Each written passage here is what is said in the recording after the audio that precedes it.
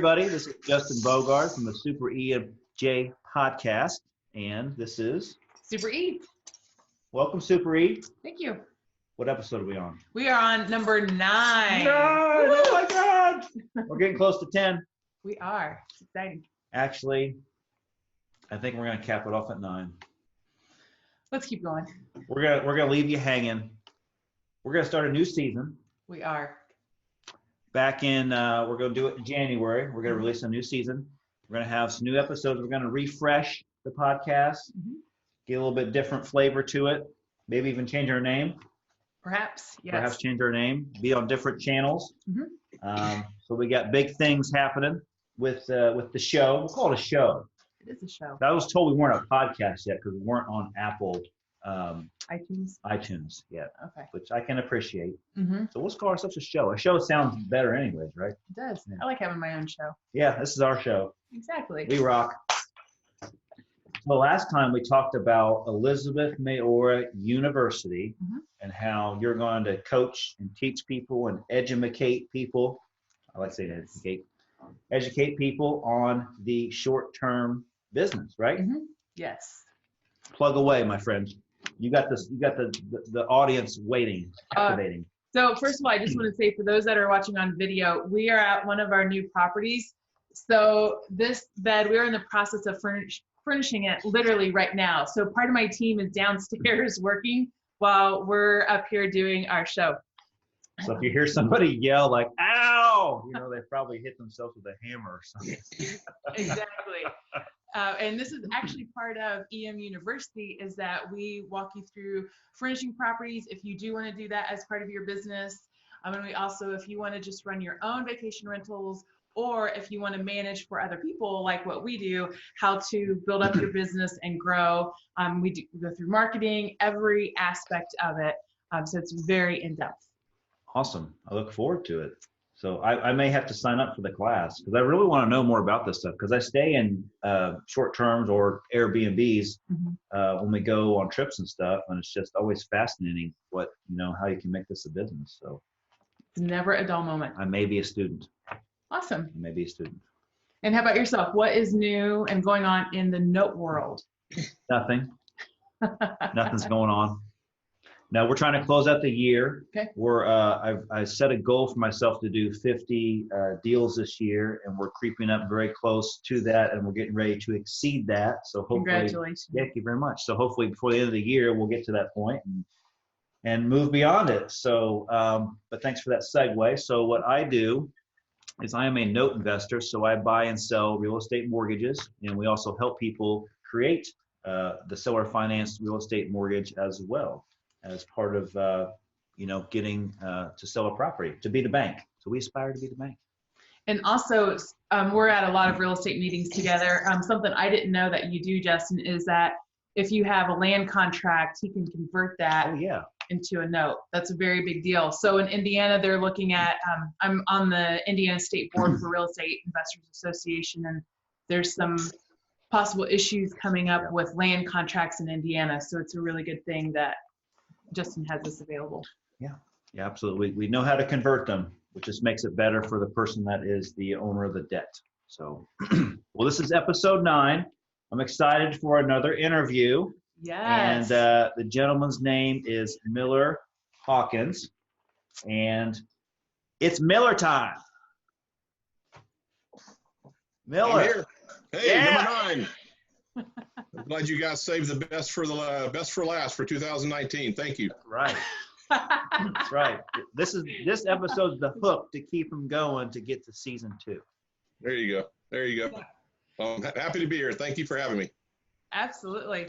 So Miller and I actually met. I was trying to decide if I was going to the Vacation Rental Managers Association International Conference last year in Las Vegas, and I reached out to a couple of the board members, and Miller and I talked on the phone, and he said, I believe you were taking 5 of your staff, and he named off a couple of titles, and then he said, and my linen manager. I said, excuse me, Miller, did you say linen manager? And you said, I did. And I said, I have no further questions. I will look forward to meeting you in Vegas. Yes. And I got off the phone. I was like, I want a linen manager.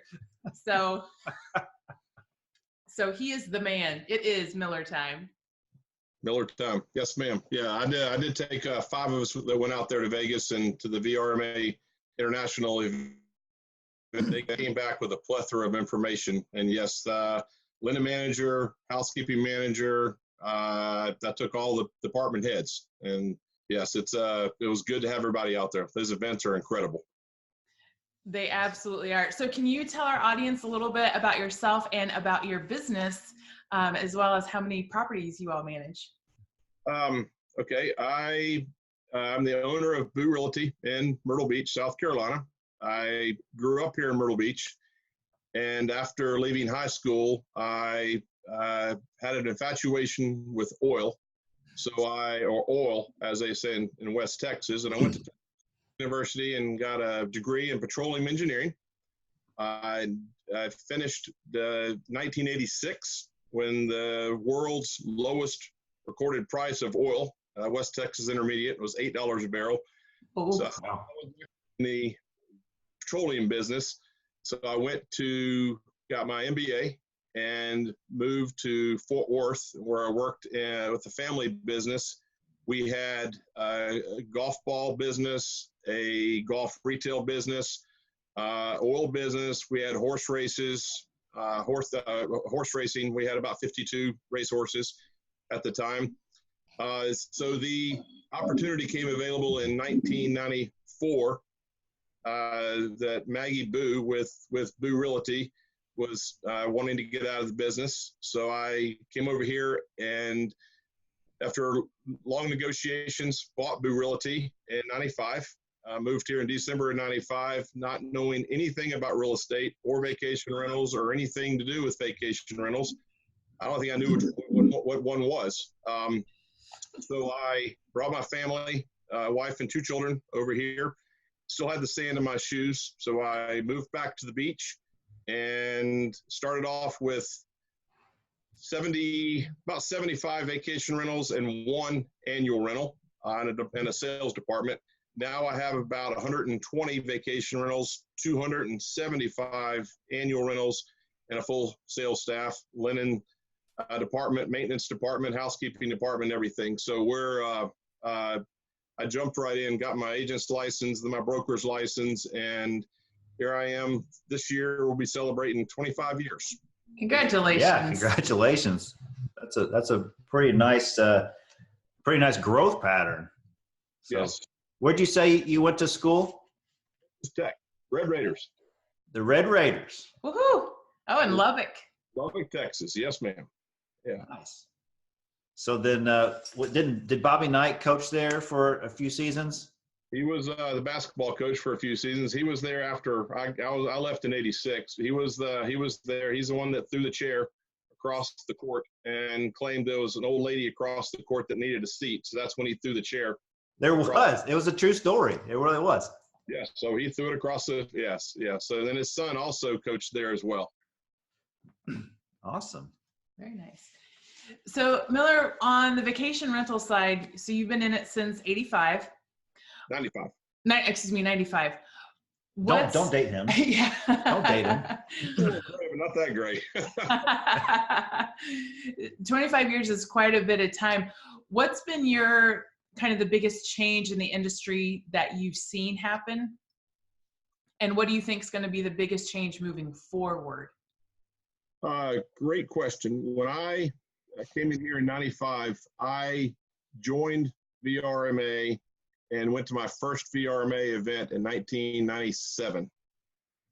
There were approximately, I'd say, 300 or 400 attendees, and that included the suppliers. And you could fit this entire event in a small hotel conference room, which is basically where it was.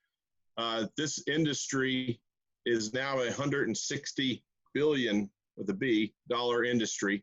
Wow. The event we just had in New Orleans last month, the VRMA International event, we had over 2,000 attendees. We have well over 1,000 members of VRMA now, and this event gets bigger and bigger.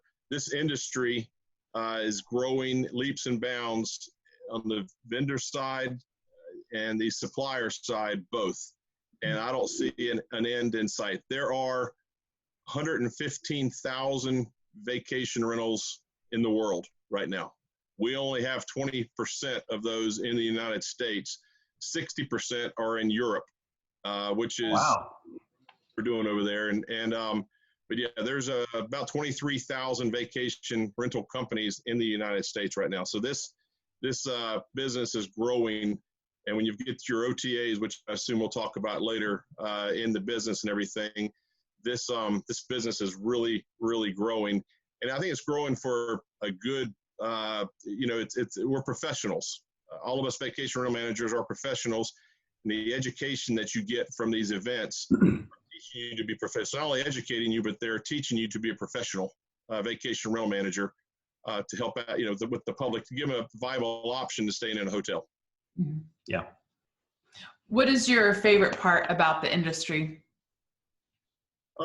Great question. My favorite part is every single day of the week is different. With vacation rentals and annual rentals and sales, it makes it that much more different. But the vacation rental business, every day is different.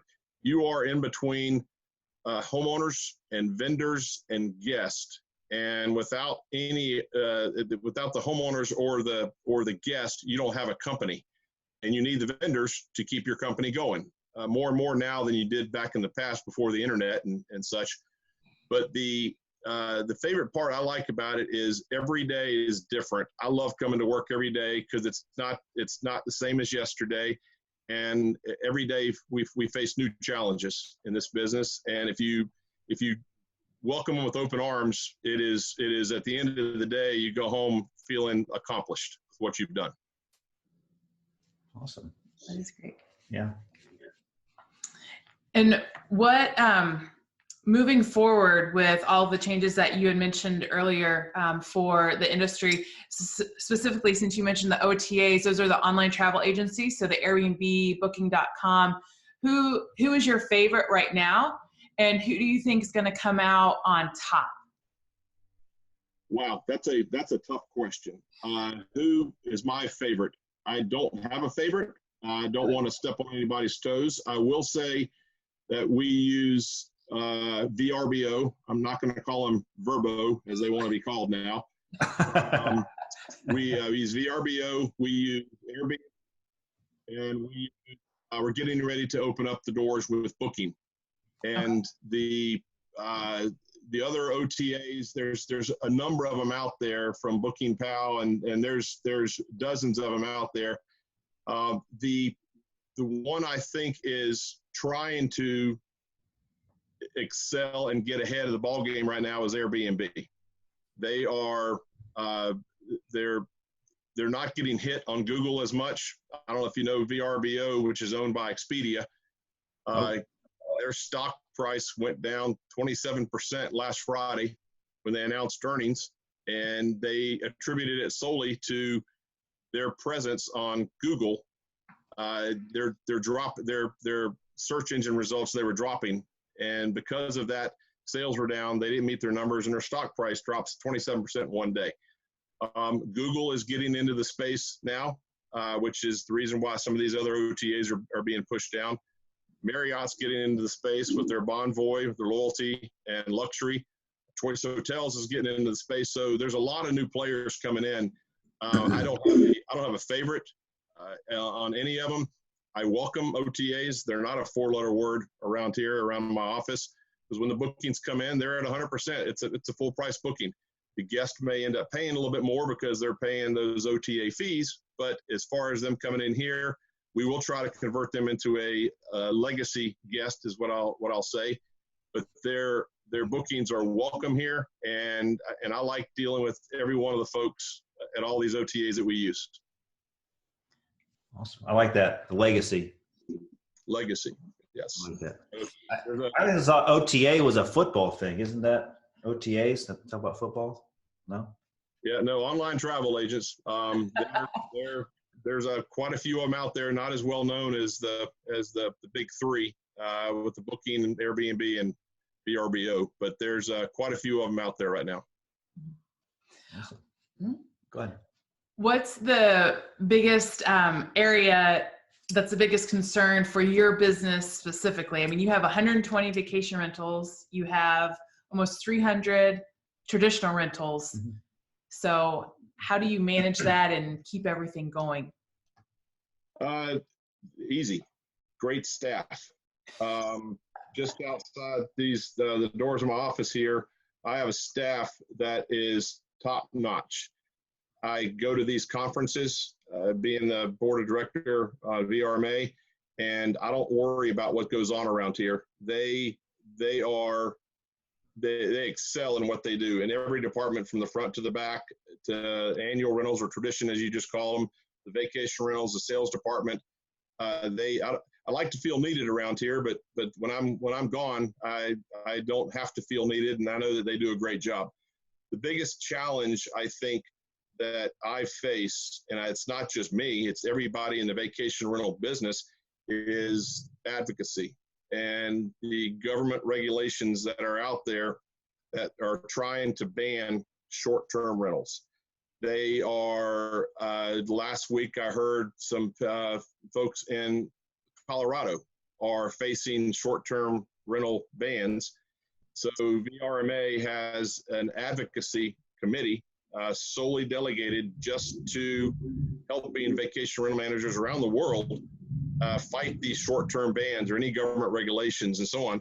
In New Orleans, we raised $100,000 just at that conference for government advocacy.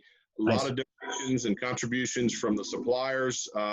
We had an auction there, but over $100,000 was raised. That shows you the importance of advocacy. That is our biggest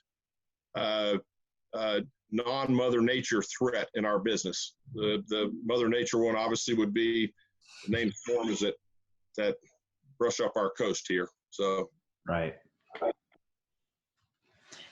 That's awesome. And so in my space, in the note industry space, we have advocacy as well, which is great because we're a niche business as well. And seller financing is a huge challenge right now because it's not affordable housing. It's affordable home ownership.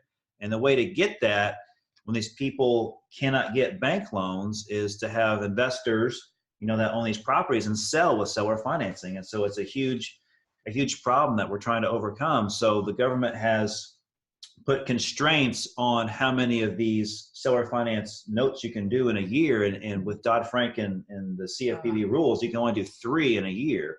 Wow. That's nothing. And then if you do more than 3, you have to have, origination, documentation with a third party, and you have to go through a couple more hoops. So there's a seller finance coalition that is getting laws passed to the House and the Senate to allow us to do more than 3. Mm-hmm. So advocacy, I'm a huge person in our businesses. I'm sure a lot changed in 2008, with the real estate business, how we had a big recession and a decline. I'm sure that helped out. So, yep, that had a lot to do with it. Right. Yeah. So Miller, I'm curious, do you have your own laundry facilities or do you outsource this? Outsource. This business, the building that I am currently residing in was a doctor's office in 1969. Boo Realty was started here. Bob Boo started this business in 71. So we're going to be celebrating 50 years here in 2 years. But I kept the same office, and some offices are doubled up with employees.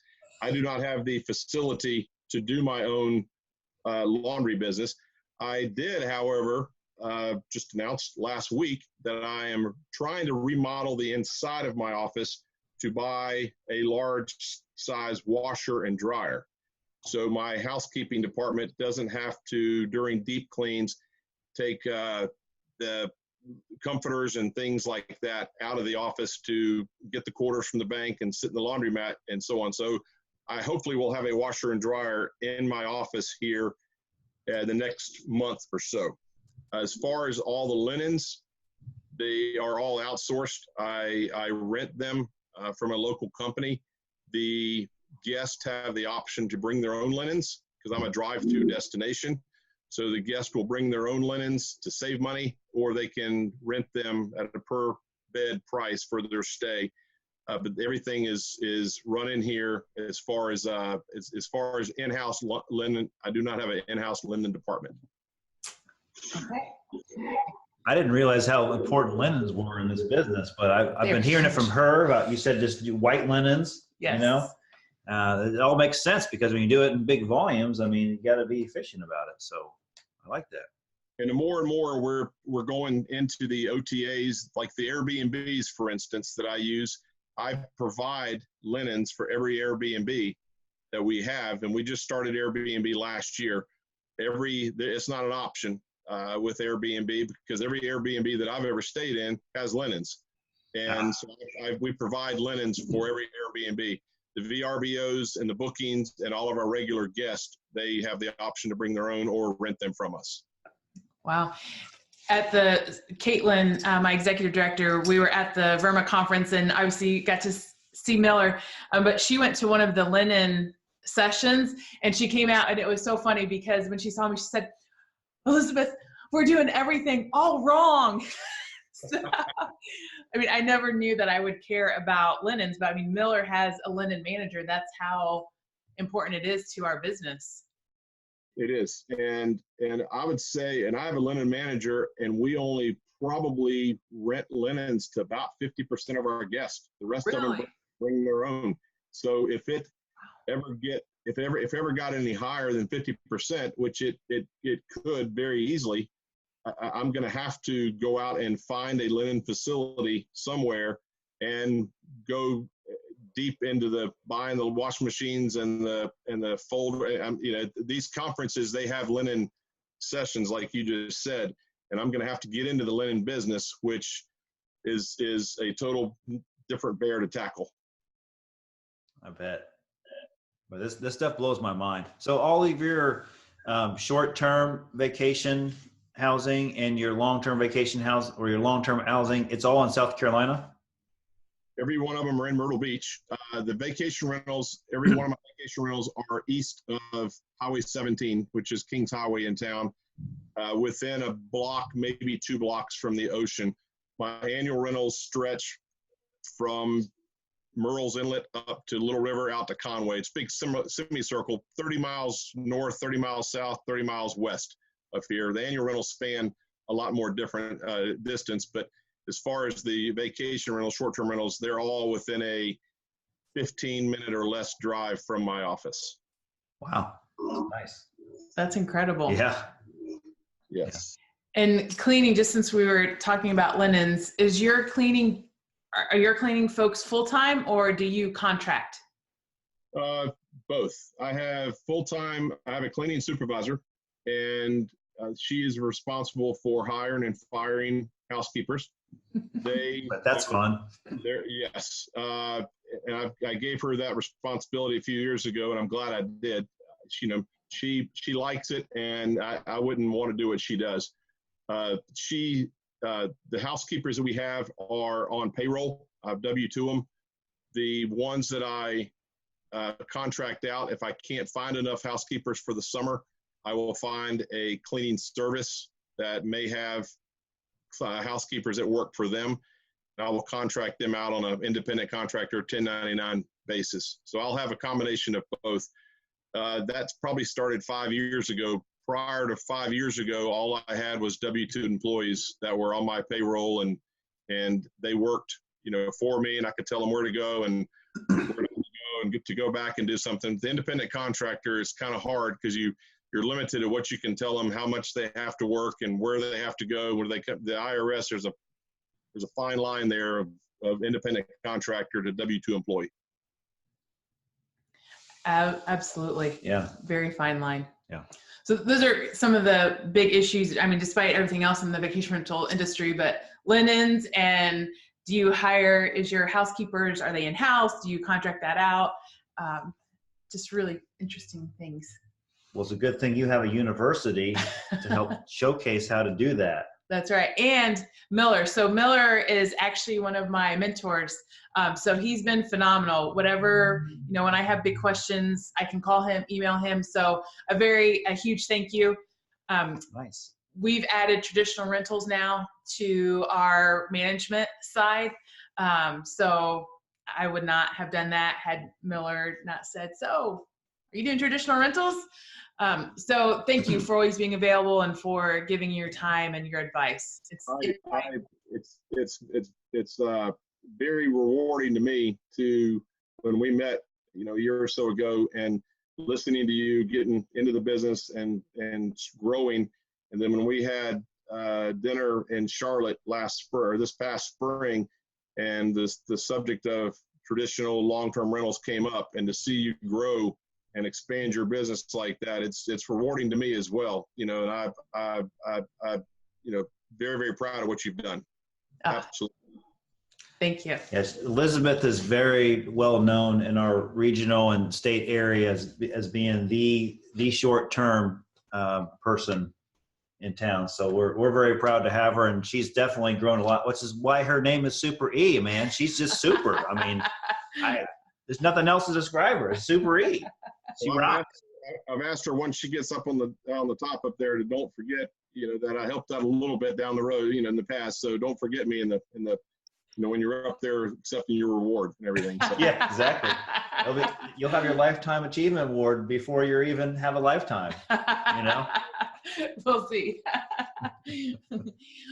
Miller, do you want to tell our audience how can they find you whenever they go to Myrtle Beach? Because we definitely want them to stay with the best there. Thank you. .com. We've you can find us on the web. You can find us. Our office is right on Highway 17. Been here 48, going 49 years now. So we've got anywhere from 1-bedroom condos all the way up to 7-bedroom oceanfront homes, and everywhere in between. And we advertise we can, fit pretty much any budget as far as that goes. Nice. That's great. And also, just because you are going to be the president of VRMA, he's extremely active, huge supporter. Thank you so much for all you do. Do you want to tell our audience a little bit about VRMA? Yep.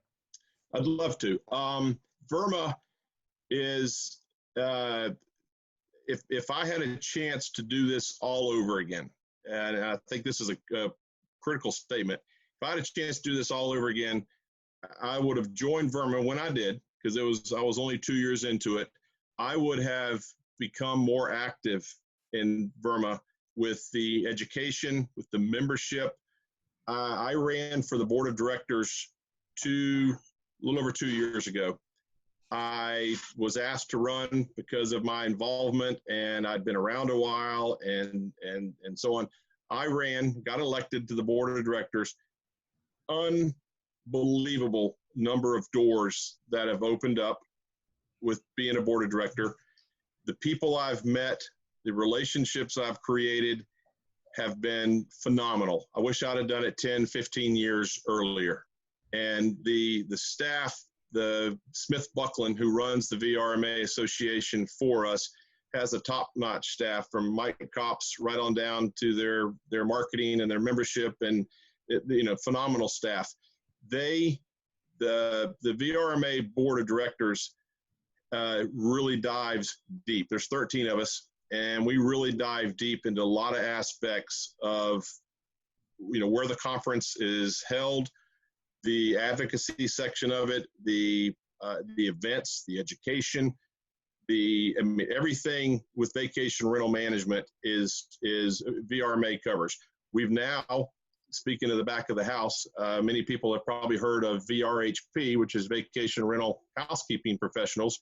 We merged with them. We announced in New Orleans, we merged with VRHP last month. And now, being a member of one, you can now join for a lot lower cost. You can be a member of both. So we've now brought the back of the house into the fold with VRMA, and now we are a huge organization. And anybody that's not a member of VRMA is missing out, and their company is suffering. I don't care whether they own one company, one rental, or or 2,000 rentals, they're missing out if they're not a member of VRMA. But so last summer, I was approached by one of the board members on the executive committee. I won't mention any names, but she's from Western Maryland. She came and Jody Rafosco, who is she was the president of VRMA, came down to Myrtle Beach. We went out to dinner, and she asked me if I had any interest, and she wanted me to run for the vice president position or president-elect. I was taken back, and I said, I thought we were going out to dinner so we could just catch up and talk. But so it turned out to be a session where, and I said, I'd love to think about it. So thought long, hard, and prayed about it, and decided to run for the vice president, which I am now vice president of VRMA, which means next year I will be the president of VRMA. And I'm really, really looking forward to taking on that role. And people are asking me, are you afraid of or nervous of getting up in front of 25, potentially 2,500 people to talk? Not at all. I had a little speaking session in New Orleans. I just got back from a conference in Orlando where I spoke about the VR industry and so on. So no, I'm not afraid at all about getting up in front of the world, as long as I know what I'm talking about. That's right. Or you can just act like you do. That's kind of like what I do. Fumble your way through it. Yeah, why not? So, but yeah, I'm looking forward to it. Yeah, join VRMA, volunteer. I'm talking with Super E here and trying to get her involved on some of the committees. And hopefully we'll be looking at a board of director to your right soon. Yes. She'll get there. She's board of directors on a couple of local committees that we have here. So right.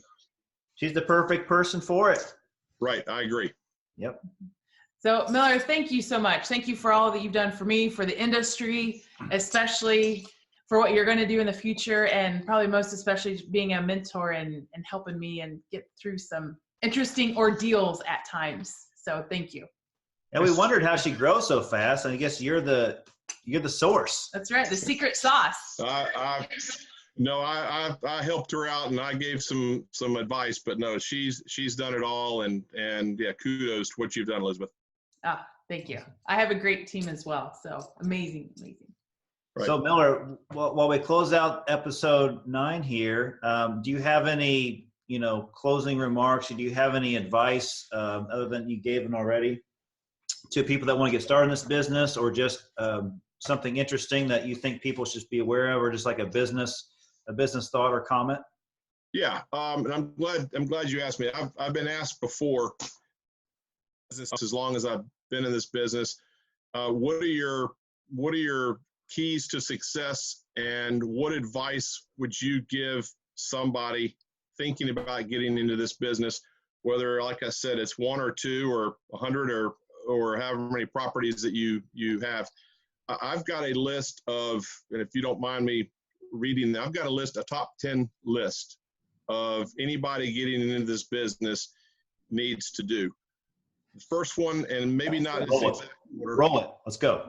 The first one is listen, then learn, meet as many people as you can, join VRMA or an organization such like that, volunteer, get active in the VRMA, always be available for your staff as well as your homeowners. Surround yourself with a great staff. Don't be afraid of change, because there's a lot going on, and there's going to be a whole lot more going on in this community. Have access to capital, and the most important is the last one is be honest. Just be honest with your vendors, your staff, your homeowners, yourself, and everything. Be honest, and you will succeed in this business. That's all you have to do. Those top 10 things. Awesome. That's great. That's great. Thanks for sharing that. That was awesome. You couldn't ask for a better response to that question. So, well, Miller, thanks again for being on. It was a pleasure to meet you and having some Miller time today. That's right. So, well, this was episode 9, everybody, and hope you enjoyed it. And, reach out to Miller's company, Boo Realty, when you're in Myrtle Beach, and you need a place to stay because he's got it. You might have them all. You have all the places to stay? I wish. No, I would be a lot more gray if I had them all. Right on. All right. Well, this is Justin Bogard from Super E and J Podcast. And Super E. All right, everybody. Until next time. See you next season. Thank you. Happy holidays.